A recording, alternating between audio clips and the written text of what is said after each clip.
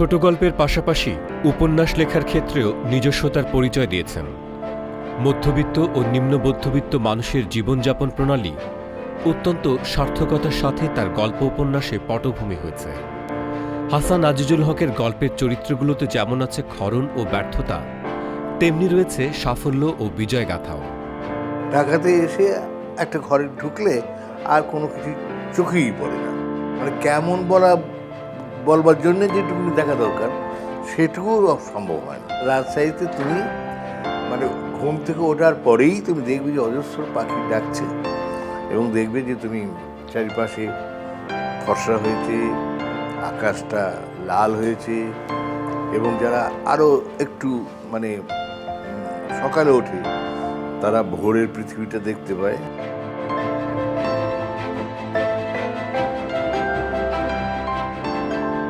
আমাদের সামাজিক অর্থনৈতিক বিপর্যয়ের ভয়ঙ্কর ইতিহাসও তার লেখায় অত্যন্ত চমৎকারভাবে তুলে ধরেছেন। বাংলাদেশের শ্রেষ্ঠ গল্পকারদের আসনে তিনি তার আসন স্থায়ীভাবে শনাক্ত করতে সক্ষম হয়েছেন। এদেশের সমাজের হতাশা, অবক্ষয় ও দারিদ্র্যের বস্তুনিষ্ঠ চরিত্র দক্ষতার সাথে এঁকেছেন। রাস্তায় পথঘাটে নামলে আর নড়াচড়া করা যায় না, পাবলিক ট্রান্সপোর্ট বলে কোনো বস্তু নাই। হ্যাঁ, সেক্ষেত্রে পাবলিক কোনো সুবিধাই নেই, মনে হয় যেন কারো কিছু সংখ্যক লোকের পৈতৃক সম্পত্তি হচ্ছে বাংলাদেশটা আর কি, এরকম মনে হয় আর কি। তা আমাদের এখানে সেভাবে তো রাষ্ট্রটা তৈরি হয়ে ওঠেনি। রাজনৈতিক সম্পদের ভাগাভাগি তো নানান বৈষম্য, তাই আক্ষেপ বৃথা। প্রতীকী শিল্পকৌশল রূপায়ণে হাসান আজিজুল হকের জুড়ি নেই।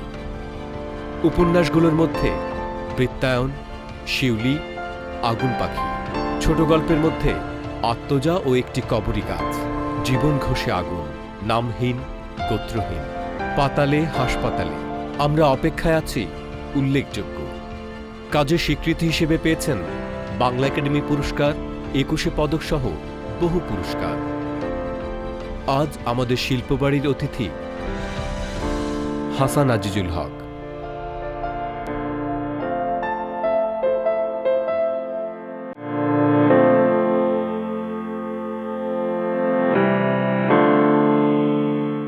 সুধী দর্শক, আপনাদের স্বাগত জানাচ্ছি শিল্পবাড়ি অনুষ্ঠান উপভোগ করবার জন্যে। আপনারা জানেন শিল্পবাড়ি অনুষ্ঠান বরাবরের মতো প্রচারিত হচ্ছে দর্জিবাড়ির সৌজন্যে। আজকে এই অনুষ্ঠানে আমাদের সঙ্গে আছেন বাংলা কথা সাহিত্যের এক অসাধারণ কথাশিল্পী হাসান আজিজুল হক, এবং আরও একজন আছেন আমাদের সঙ্গে শাহজাহান আহমেদ বিকাশ। তিনি বিশিষ্ট চিত্রশিল্পী এবং ইউডা বিশ্ববিদ্যালয়ের চারুকলা ডিপার্টমেন্টের চেয়ারম্যান। শাহজাহান ভাই এবং স্যার, আপনাকে দুজনকেই স্বাগত জানাই। আমরা যখন আপনার সঙ্গে কথা বলবো সেই ফাঁকে শাহজাহান আহমেদ বিকাশ অসাধারণ রং এবং তুলি দিয়ে একটা আঁকবেন আপনার।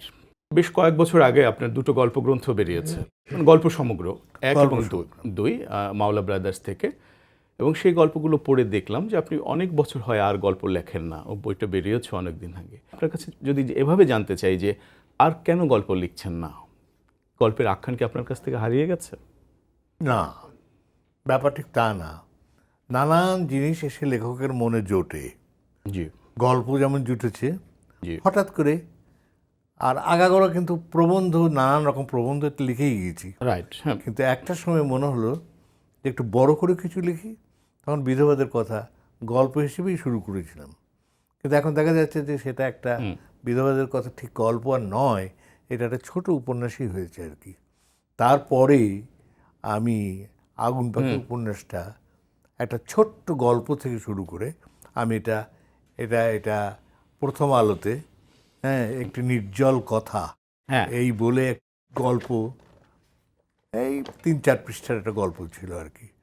পরে একজন আমাকে বললেন যে এই গল্পটাকে অবলম্বন করেই তো আপনি একটা উপন্যাস লিখতে পারেন।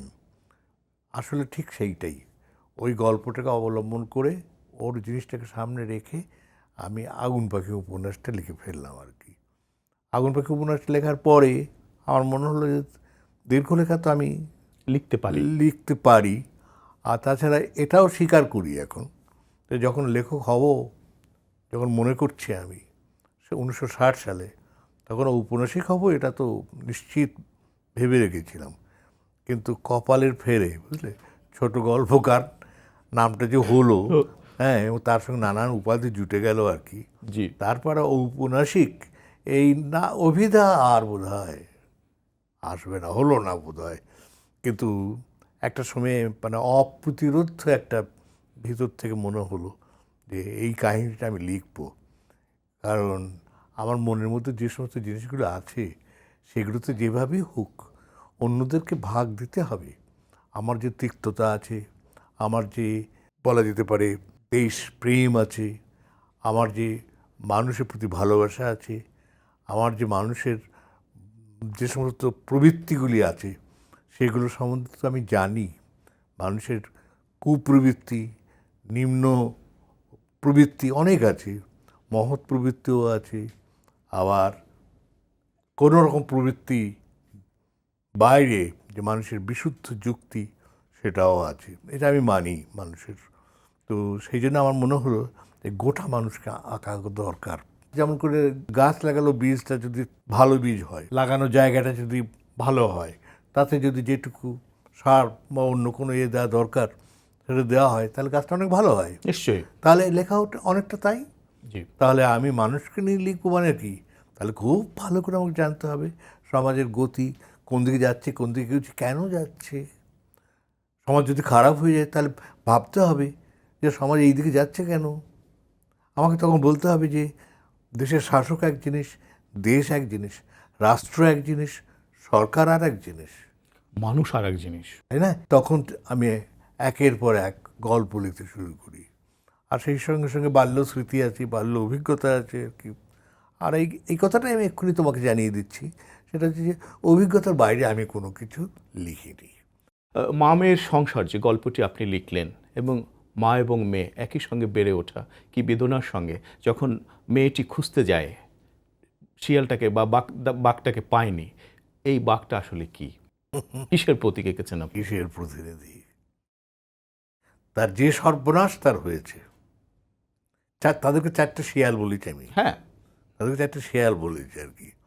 যে সর্বনাশ তার এবং তার মায়ের মায়ের হয়েছে আর কি, তারপরে যে গ্লানি তার হয়েছে আর কি, যে এইরকম করে আমাকে করেছে, আমি আরও খারাপ অবস্থার মধ্যে চলে যাবো, আমি বাঘের পেটে যাব, আমার আর কোনো কিছু দরকার নেই জীবনের।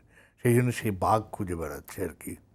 এটা শুধুমাত্র ওই মেয়েটির মধ্যে যে প্রচণ্ড যন্ত্রণা এবং কষ্ট, এগুলো তো অনুভব করার ব্যাপার, জি, খুব এটা তো ভাষাতে তীব্রভাবে। প্রকাশ করা ঠিক যায় না। যায় না। সেই জন্য ভাষা কোনো রকমে কিছু ইমেজ বা কিছু একটা সামনে চিত্র তৈরি করে সেটা বানানোর চেষ্টা করে। আমাকেও তাই করতে হয়েছে, যে তাহলে খালের ওপারেই যখন সুন্দরবন শুরু হয়েছে, তখন ওপারেই গিয়ে ভিতরে ঢুকে যাক সে। আমি এরকম জায়গায় দেখেছি, সেই জন্য বলছি এই জায়গাটা কিন্তু আমার দেখা। আচ্ছা, যে জায়গায় মা মেয়ের সংসার, সেই জায়গাটা কিন্তু একেবারে তাফালবাড়ি ঘাটভোগ বলে হ্যাঁ, যে হ্যাঁ, জায়গাটা আছে আর কি, একদম সুন্দরবন সংলগ্ন। সুন্দরবন সংলগ্ন আর কি, একবার শেষ প্রান্ত আর কি, সেই পর্যন্ত কিন্তু আমার যাওয়া আছে আর কি।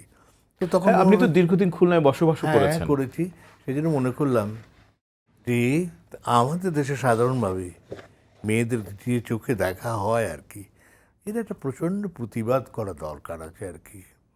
এই প্রতিবাদটা করবার জন্য মা মেয়ের সংসার লেখা শেষটুকু পড়লে বুঝতে পারা যায় আর কি। না, সে তো বটেই।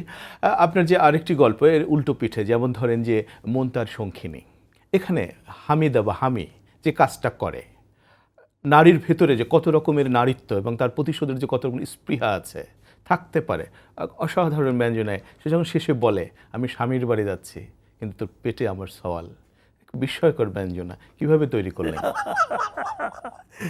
কেমন করে তৈরি করেছি আমি জানি না। এর একটা আছে, মানে যাকে বলা যায়, আমার চোখের সামনে একটি মেয়ে আছে, খুব গরিব ঘরের মেয়ে, খুব গরিব ঘরের, পিতৃহীন, মাতৃহীন, তার দাদি ছিল বেঁচে, আর কেউ বেঁচে ছিল না, হ্যাঁ, সেটাও তো দেখা যাচ্ছে, ওখানে আছে আর কি, দাদি আছে। হ্যাঁ। এবং সে যেভাবে মানে মানুষ হয়েছে, তাতে তার মানে সত্যিকারের অর্থে মানুষের মর্যাদা তার কখনো পাওয়ার কথাই না আর কি। তো ওই মেয়েটি সামনে রেখে আমি ভাবলাম যে একটা মানে একটা প্রেম কাহিনীই লিখি আর কি। সাধারণত আপনি প্রেমের গল্প খুব কম খুব লেখেন, কম লিখেছেন, হ্যাঁ খুবই কম, লিখিনি বলতে লিখিনি গেলে আর কি। হ্যাঁ, এই প্রেম কাহিনী লিখে তাতে করে একটি নারীর মনকে নিয়ে আমি লিখবো জিনিসটা আর কি। তো সেই মেয়েটিকে সামনে রেখে আমি এই গল্পটা লিখতে শুরু করি আর কি। প্রেমের গল্প লেখেননি, আসলে কেন লেখেননি স্যার? সত্যি কথা বলতে কি যে প্রেমের ব্যাপারটা আমার গল্পে জীবনের চাপে এটা আসেনি, বুঝলে? মানুষের জীবনে প্রেম কি জীবনের বাইরে স্যার? না, বাইরে নয়, কিন্তু তার ধরনটা কেমন হতে পারে তা যদি তোমাকে আমি একটু বলি। আমি যে গ্রামে ছিলাম আর কি, হ্যাঁ নিশ্চয়ই, হ্যাঁ, আমরাও ছিলাম এই স্যার। গ্রামেও তো ছেলে মেয়েদের মধ্যে প্রেম হবে, আমার অভিজ্ঞতার মধ্যেই তো হবে। নিশ্চয়ই, আমি অল্প বিস্তর দেখেছি আর কি। জি। সেটা অবর্ণনীয় ব্যাপার আর কি। হ্যাঁ, সেটা আপনার যে দুটো উপন্যাসের আখ্যান, যেন আগুন পাখি এবং যদি সাবিত্রী উপাখ্যান যদি আমরা পড়ি, তাইলে আমরা দেখতে পাই একজন পাঠক হিসেবে যে আপনার ফেলে আসা যে জীবন, যে শৈশব, যে যৌবন, সেই জায়গাটা খুবই ভয়ঙ্কর এবং একটা ওই নিপীড়িত, জায়গাটা রুক্ষ, দেখো, মর্মান্তিক, মর্মান্তিক। বেদনার্থ। ওই যে সেই বাসেত বলে একটা ছেলে ক্রমাগত লম্বা হয়ে যাচ্ছে, তৃষ্ণা গল্প। এবং তৃষ্ণা গল্পটা, এবং তারপরে সে শুনতে পাচ্ছে গ্রামেরই একটি মেয়েকে হ্যাঁ, যখন সে চলছে। মরবার জন্য প্রস্তুত হ্যাঁ, হচ্ছে, খেয়ে আর উঠতে পারছে হ্যাঁ, না। তো এখানে প্রেম জিনিস তো তার প্রশ্নে ওঠে না, 3 আনা দে, 4 আনা দে, হ্যাঁ, 2 আনা দে, জুয়ানা দে। দিতে হবে, না দিলে আমি রাজি নই, ইত্যাদি। তো এ থেকেই আমি বাস্তব চেহারাটা দেখতে পেয়েছি।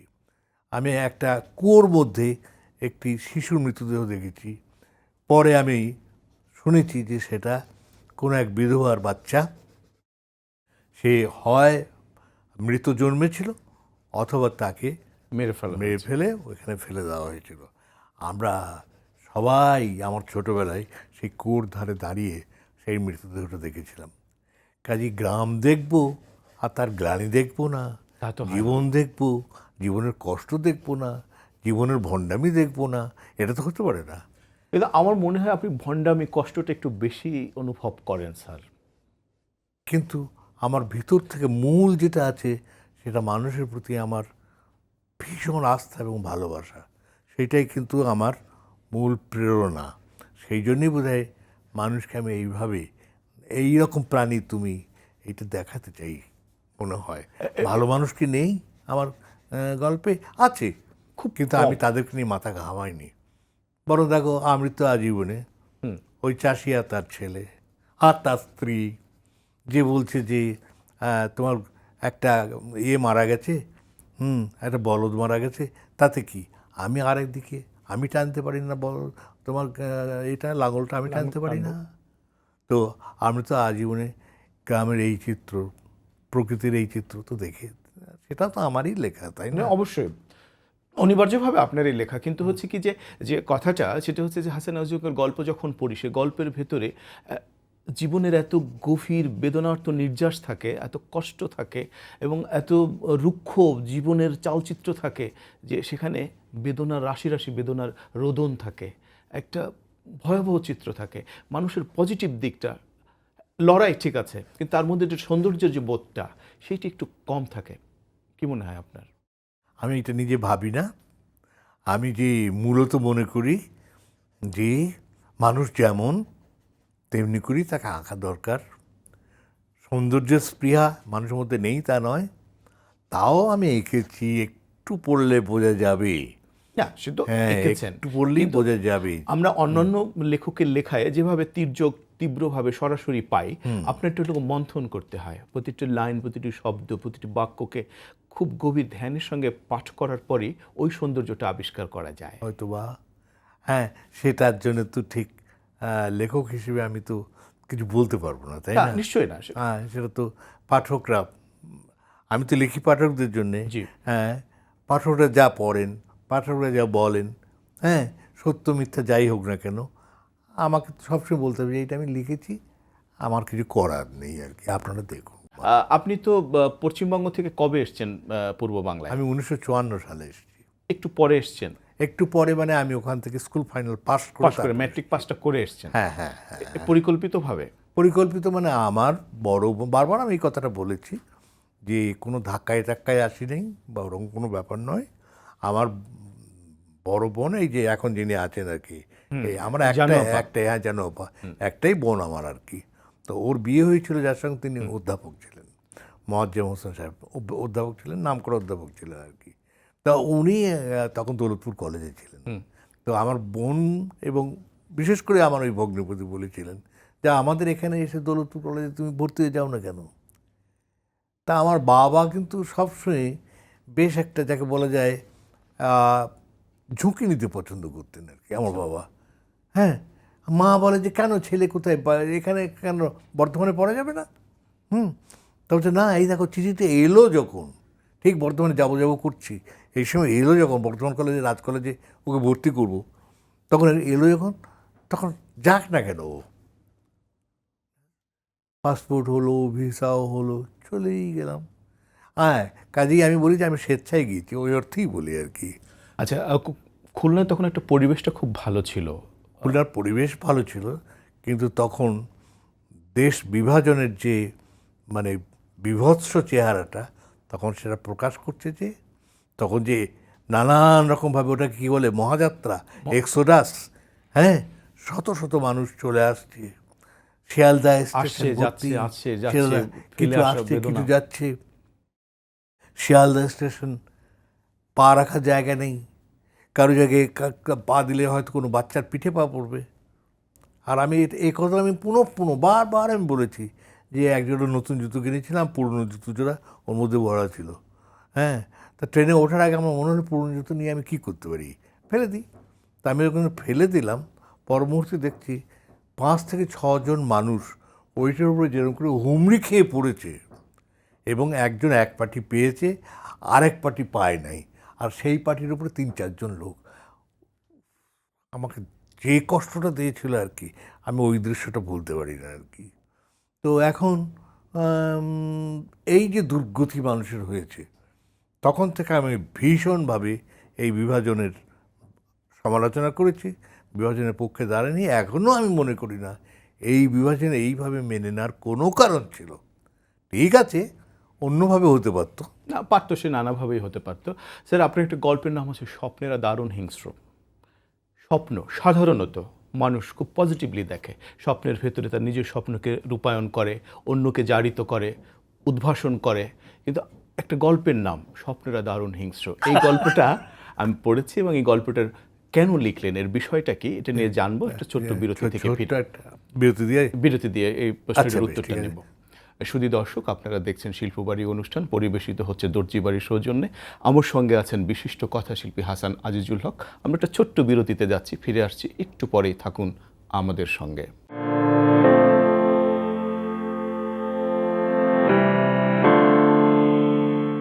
সুধী দর্শক, আপনারা দেখছেন শিল্পবাড়ি অনুষ্ঠান। আজ আমার সঙ্গে আছেন হাসান আজিজুল হক। কথা বলছি স্যারের সঙ্গে। স্যার, যে প্রশ্নটা করলাম, গল্পের নাম স্বপ্নেরা দারুণ হিংস্র, অদ্ভুত ব্যাপার। আমার কিছু গল্প আছে যা আমি নিজেই এখনো অনুমোদন করি না।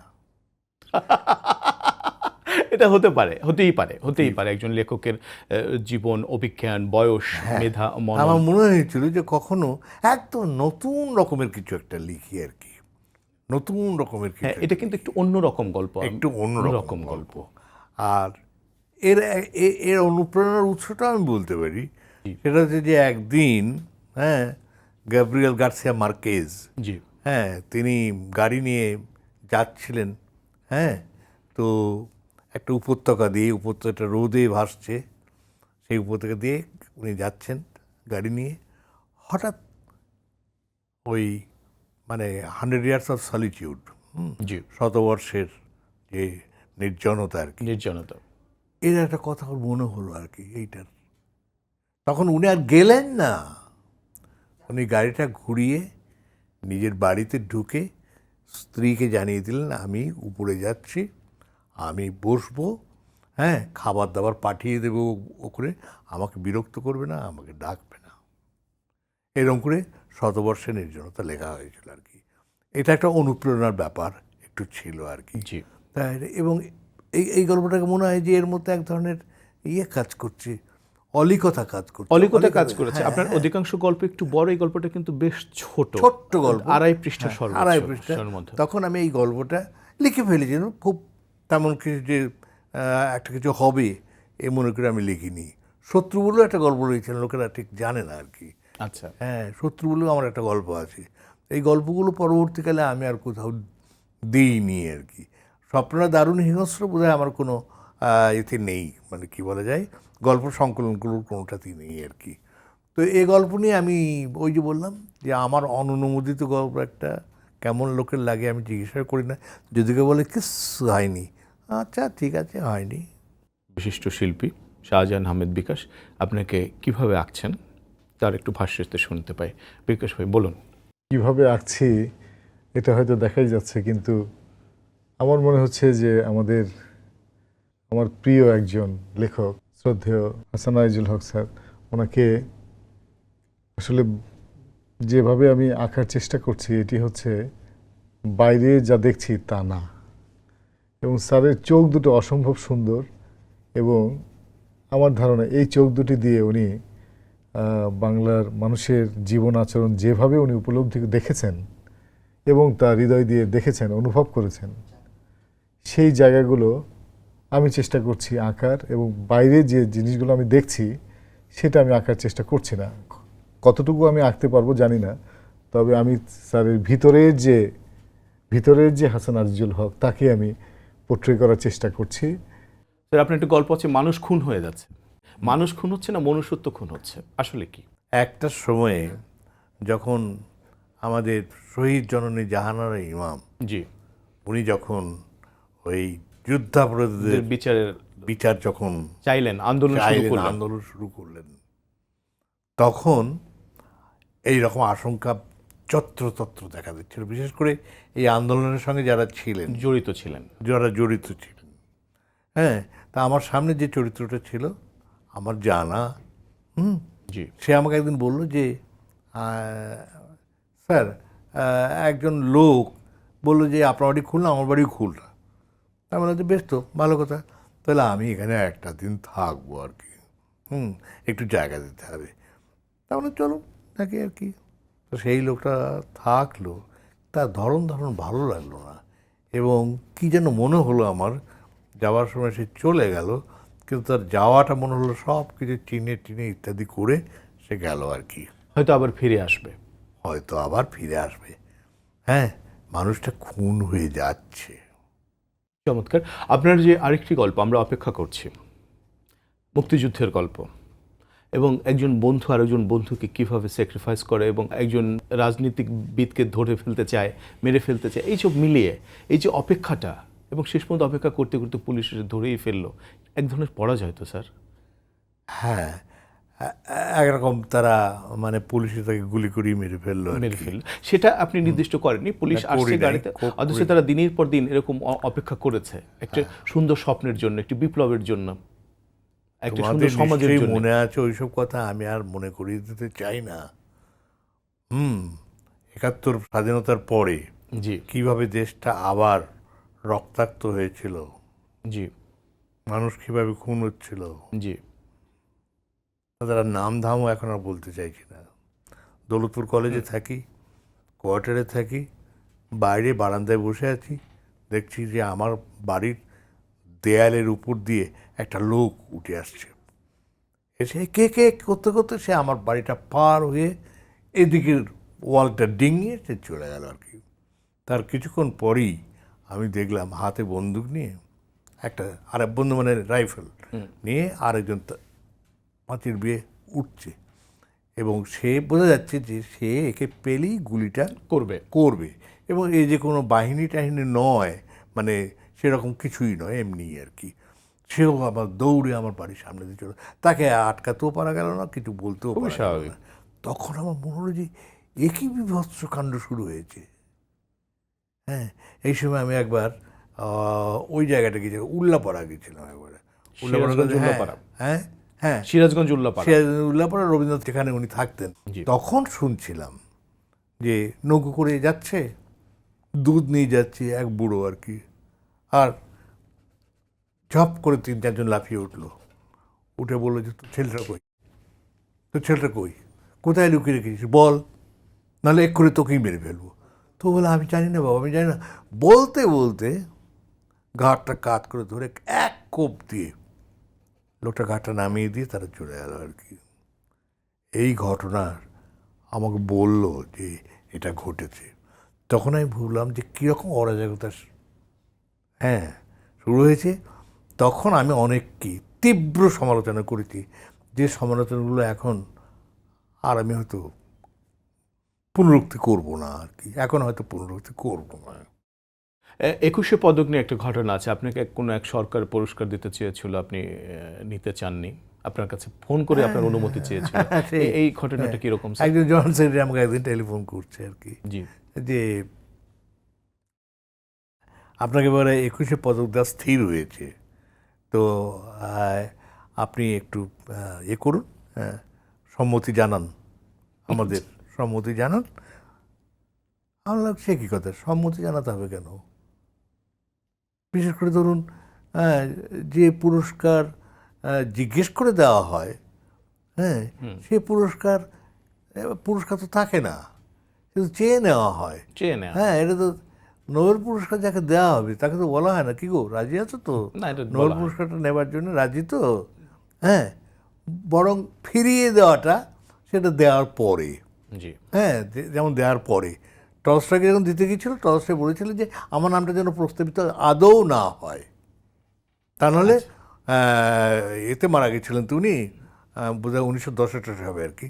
তো এ থেকেই 1900 সাল থেকেই পুরস্কারটা চালু হয়েছে আর কি। তো উনি রাজি হননি। তারপরে তো জাপল সার্থ, উনি মনে করেছেন যে আমার লেখার স্বাধীনতা কোনো একটা পুরস্কারের অধীনে চলে গেল, অতএব আমি মানে এক্সিস্টেনশিয়ালিস্ট হিসেবে আমি এই পুরস্কার নিলে আমার স্বাধীনতা খর্বিত হবে, যেভাবেই হোক না কেন আর কি। উনি নেননি, এইরকম কেউ কেউ নেননি, হ্যাঁ, কেউ কেউ আবার নিতে গিয়েছেন, তাকে নিতে দেওয়া হয়নি আর কি।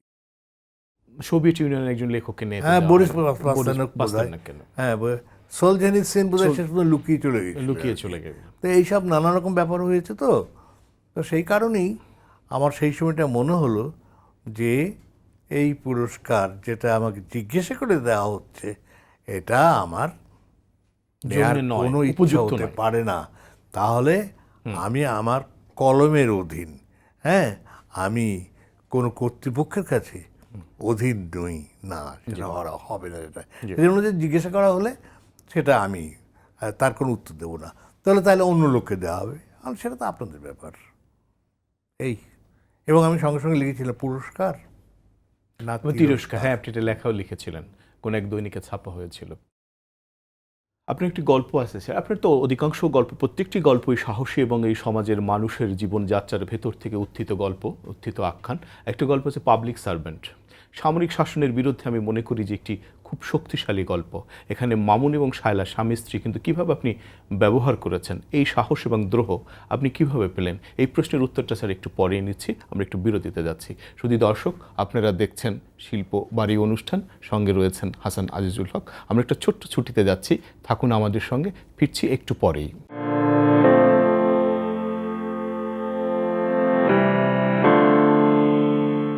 শুধু দর্শক, বিরতি থেকে ফিরে এলাম, সঙ্গে রয়েছেন হাসান আজিজুল হক। স্যার, যে প্রশ্নটি করছিলাম, পাবলিক সার্ভেন্ট, সামরিক শাসনের বিরুদ্ধে এরকম একটি গল্প কোন সাহসে লিখলেন, কখন লিখেছিলেন, সেই সময় কিনা আরও পরের দিকে? তার আগে কি খনন লিখিনি? নিশ্চয়ই, নিশ্চয়ই। সেটা তো একেবারে খালকাটা প্রোগ্রামের যে একটা ছিল, কর্মসূচি ছিল, কার ছিল সে তার বলার অপেক্ষা রাখে না আর কি। খালকাটা কর্মসূচি তখন তো লিখেছি, তখন ভয় করিনি। পরবর্তীকালেই বা কেন ভয় করতে যাব? নিশ্চয়ই। সেই জন্য আমি কোনো রকম তোয়াক্কা না করে আমি তীব্র সমালোচনা তখন আমি এই আমলাতন্ত্রের বিরুদ্ধে করতে চেয়েছিলাম। আমলাতন্ত্র। হ্যাঁ, আমলাতন্ত্র যে মানে আমরাই সব করে, একদিক থেকে চিন্তা করে দেখো, বলা যায় যে রাষ্ট্রের যারা নিয়ন্ত্রক এবং তাদের অনেকটা পরিমাণে বাস্তব যে প্রশাসন সেটার জন্য নির্ভর করতে হয় আর কি। হ্যাঁ, তো সেই জন্যে তার মনের মধ্যে অনেক কিছুই জন্মায়, তা সেটা গুঁড়িয়ে দেওয়া দরকার আমার মনে হয়েছিল আর কি। আমি সেই জন্য পাবলিক সার্ভেন্ট গল্পটা লিখেছিলাম। এবং শায়লা এবং মামুন যখন শায়লা ধর্ষিত হয়ে ফিরে আসে এবং যে সংলাপটা, যে ওদের যে বোঝাপড়াটা এবং ওদের যে তীক্ষ্ণতা, ওদের যে শায়লার যে এক ধরনের ভয়ানক হয়ে ওঠার যে ব্যাপারটা, তাই তো হবে। হ্যাঁ। একটা সম্মানিত নারী হতে পারে নারী, কিন্তু তার একটা সম্মানবোধ আছে। হ্যাঁ। সেই জায়গা থেকে সে যেভাবে উঠে এসেছে, স্বামীকে যে প্রশ্ন করেছে, এটা মর্মান্তিক প্রশ্ন। এটার কোনো জবাব জবাব দিতে পারেনি, পারবে না, দিতে পারেনি। এর কোনো জবাব দিতে পারেনি। এবং আমি গল্পটাও সেইভাবে শেষ করেছি, জবাব দিতে পারবে না বলেই। না, রাইট। হ্যাঁ, জি। সে কি দেখেছিল যে একবার আলো জ্বলে উঠলো, একবার কিছুক্ষণের জন্য, প্রথম তো আলো নিভে গেল, নিভে গেল, পরে তারপরে আলো জ্বলে- দেখা গেল যে স্ত্রীকে টানতে টানতে নিয়ে গেছে। তারপর বলছে সে কি দেখেছিল একবার যে আলো জ্বলে উঠলো, তখন কি সে দেখতে পেয়েছিল?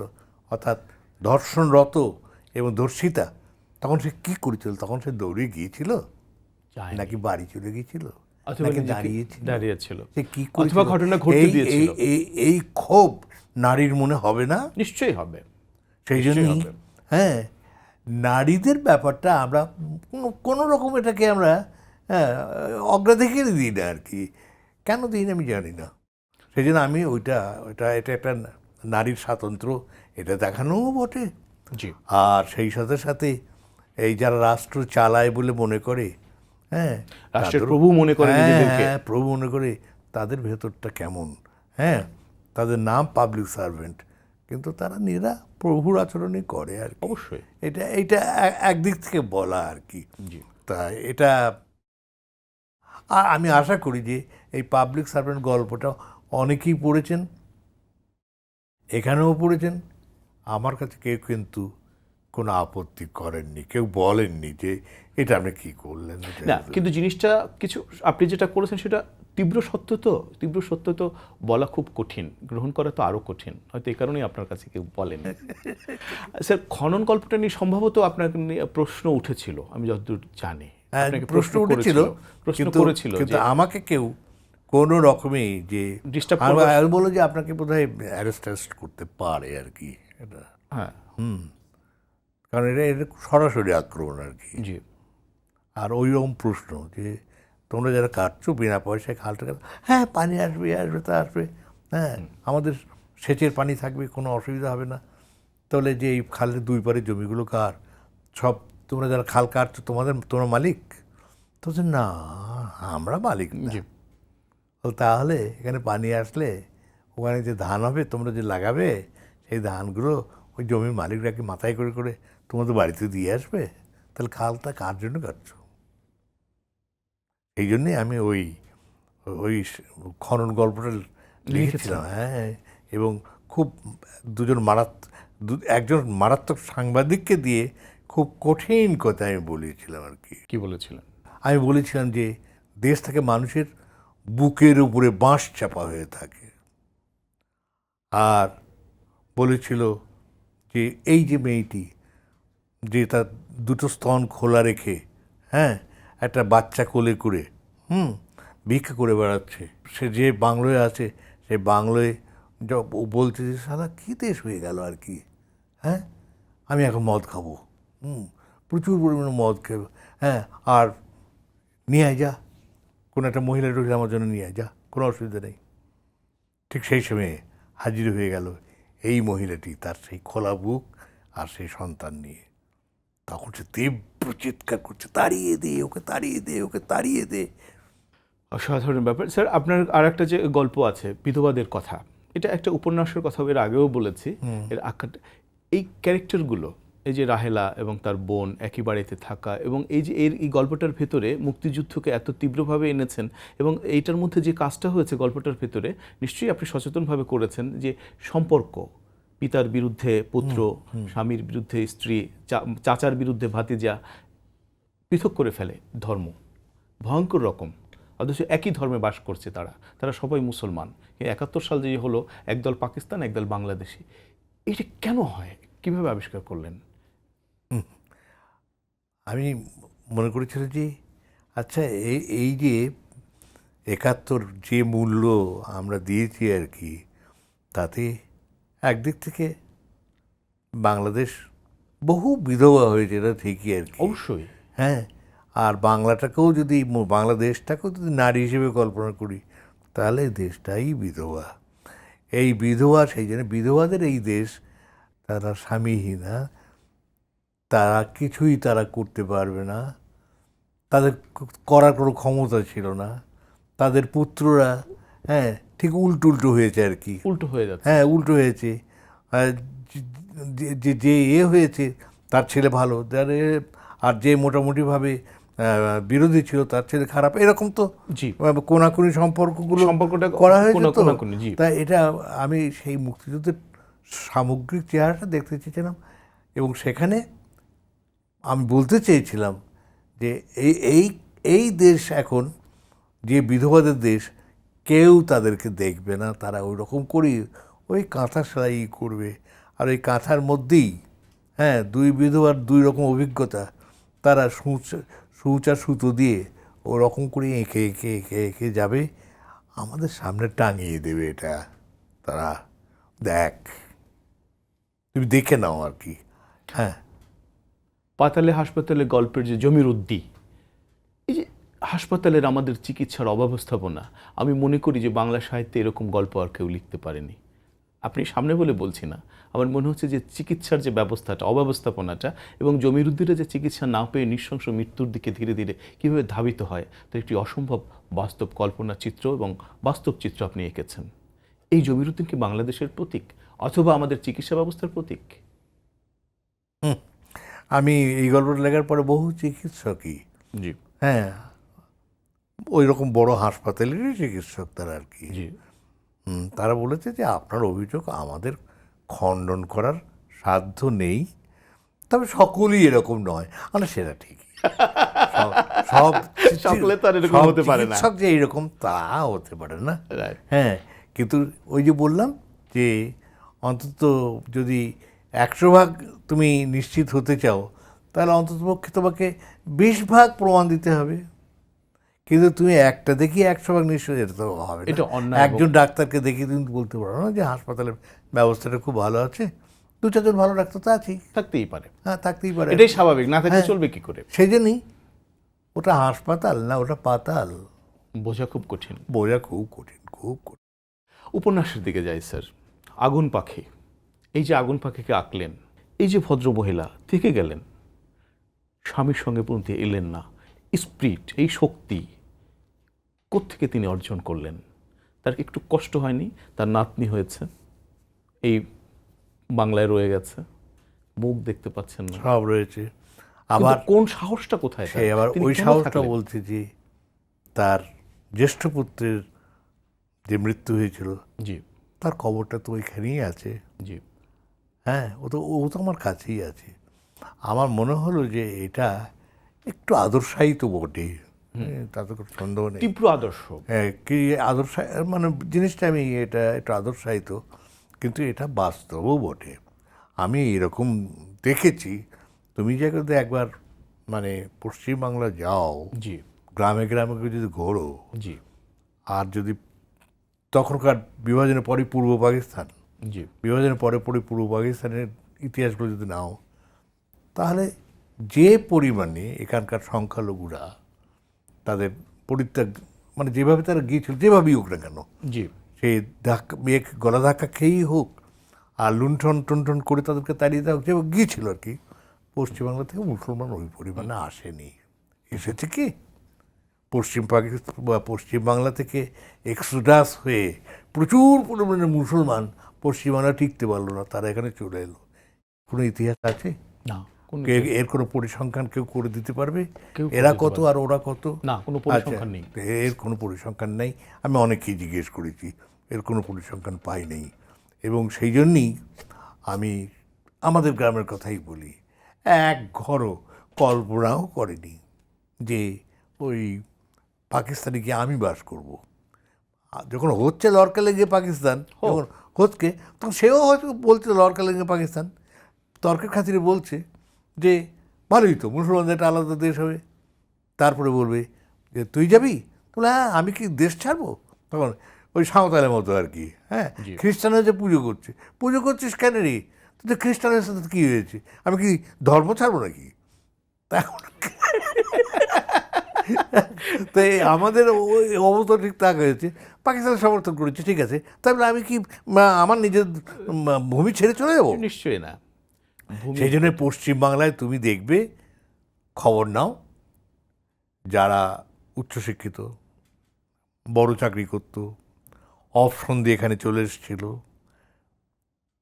যেভাবেই হোক না কেন, তখন পূর্ব পাকিস্তান, হ্যাঁ, মোটামুটি শিক্ষিত বা দক্ষ লোকদের প্রচুর অভাব ছিল। 52 সালের আগে এই তীব্র চেতনা জাগেনি। জি। সেই জন্য অনেকেই এসেছিল, ভাগ্যান্বেষণও বটে। কিন্তু সেখানে আগুন পাখি এইভাবে একটা সেখানে সেই জন্যই নারী, এবং তিনি খুব বেশি শিক্ষিত ছিলেন না। সে সেটা স্বীকার করছে না। অর্থাৎ এই যে বিভাজন, এই বিভাজন যে অলীক, অযৌক্তিক, এবং যারা এটা অপ্রয়োজনীয়, যারা কুটবুদ্ধি সম্পন্ন যারা করেছে আর কি, এগুলো তাদেরই চাল। আমি তাদের কথা তো আমি ভুলতে পারছি না, সেইটাই ওই মহিলা বলছে। হ্যাঁ, এবং খুব সহজ সরল ভাষায় বলছেন, আমাকে বোঝাও, আমি যাব, নিশ্চয়ই যাব, কিন্তু আমাকে বোঝাও আমি কেন পূর্ব পাকিস্তানে যাব। অসাধারণ ব্যাপার স্যার। এই আপনার যে আরেকটি উপন্যাস সাবিত্রী উপাখ্যান, আপনি এখানে যে অনেক দিন ধরে অপেক্ষা করেছেন, দলিল দস্তাবেজ নিয়েছেন, মামলার নথিপত্র নিয়েছেন, অপেক্ষা করেছেন উপন্যাসটি লিখবার জন্য, এবং আপনি লিখবার পর আমি ওইখানে যেটা জিনিসটা দেখলাম, যে পুরুষ সে ধর্মে যাই হোক, হিন্দু কিংবা মুসলমান, কিন্তু নারী নিপীড়নে কিন্তু একইভাবে সিদ্ধহস্ত। একদম সবুর এবং নিপেন ওরা একই সঙ্গে কিন্তু কাজ করেছে। মেয়েটিকে, সাবিত্রীকে 9 মাস ধরে ওরা আটকে রেখেছে নানা জায়গায়। পুরুষ আসলে কি? সত্যি সত্যি এই ঘটনাটা তো ঘটেছিল। জি। আমার আত্মীয় স্বজনের মতো কেউ কেউ এর সঙ্গে যুক্ত হয়ে পড়েছিল, সেই জন্য নথিপত্রগুলো সব পাওয়া সম্ভব হয়েছে। তা আমি সেই জন্য কাউকে ঠিক খাতিরটার করিনি। আপনি এক জায়গায় বলেছেন যে পৃথিবী হচ্ছে নারী, সেই পৃথিবীর নাগরিক আপনি, সেই জায়গা থেকে নারীর প্রতি আপনার একটা তীব্র পক্ষপাত আছে। কেন আছে? সব কিছু ধারণ করে রেখেছে তারা। আমি যে ধরিত্রী বলি, জি, ধরিত্রী মানে কি, যে সব ধারণ করে, জি, সেই জন্য পৃথিবীকে ধরিত্রী বলে। জি।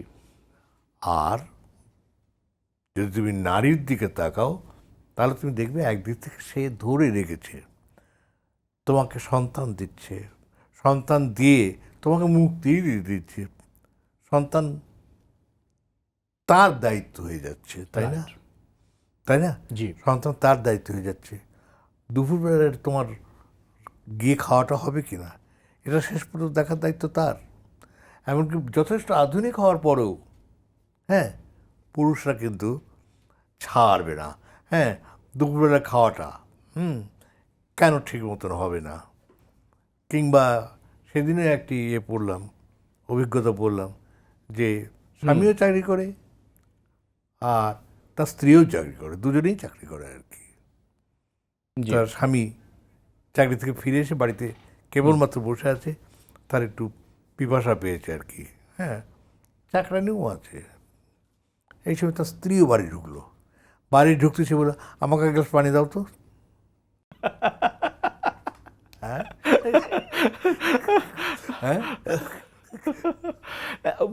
এর মধ্যে দিয়ে পুরো ব্যাপারটা পরিষ্কার হয়ে গেছে।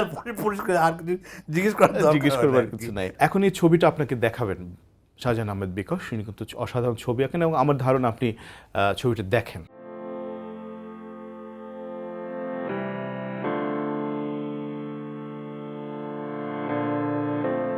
খুব সুন্দর হয়েছে ছবিটা। আপনাকে অনেক ধন্যবাদ এবং কৃতজ্ঞতা জানাই, আপনি এসেছেন। আবার ভালো যতদিন থাকবেন ভালো থাকবেন, লেখার সঙ্গে থাকবেন, আমাদের জন্য দোয়া করবেন, আশীর্বাদ করবেন। একই কথাগুলো আমি তোমার প্রতি ফিরিয়ে দিচ্ছি, যে এইভাবে যে আমাকে নিয়ে এসছো এখানে, এত সম্মানের সঙ্গে আমি কথাবার্তা বললাম, আমার নিজের এতই ভালো লাগছে। এবং সবসময় আমি দেখেছি যে আমি পাওনার অতিরিক্ত পাই। কেন যে পাই আমি জানি না। মানুষ আমাকে ভালোবেসেছে, মানুষ আমাকে দিয়েছে খুব বেশি, আমি এগুলোর অতটা যোগ্য নই। তো তারপরে এখানে এসে এই পরিবেশে খুবই চমৎকার লাগছে, অনেক কৃতজ্ঞতা। তুমিও ভালো ভালো থাকবেন। থাকো। জি, ভালো আপনিও যেখানে থাকেন যেভাবে থাকবেন ভালো থাকবেন, বাংলাদেশের সঙ্গে থাকবেন, আমাদের জন্য পথ তৈরি করে দিয়ে যাচ্ছেন, কৃতজ্ঞতা জানাই। শাহজাহান আহমেদ বিকাশ, আপনার কাছে কৃতজ্ঞতা অসাধারণ ছবি আঁকবার জন্যে, আমাদের সঙ্গে থাকবার জন্যে। শুধু দর্শক, শিল্পবাড়ি আজ এখানেই শেষ হলো। আগামী অনুষ্ঠানে অন্য কোনো অতিথির সঙ্গে, অন্য কোনো মেহমানের সঙ্গে কথা হবে। আপনারা যে যেখানেই থাকুন ততক্ষণ ভালো থাকুন, সুন্দর থাকুন, বাংলাদেশ এবং বাংলাদেশের সংস্কৃতির সঙ্গে থাকুন।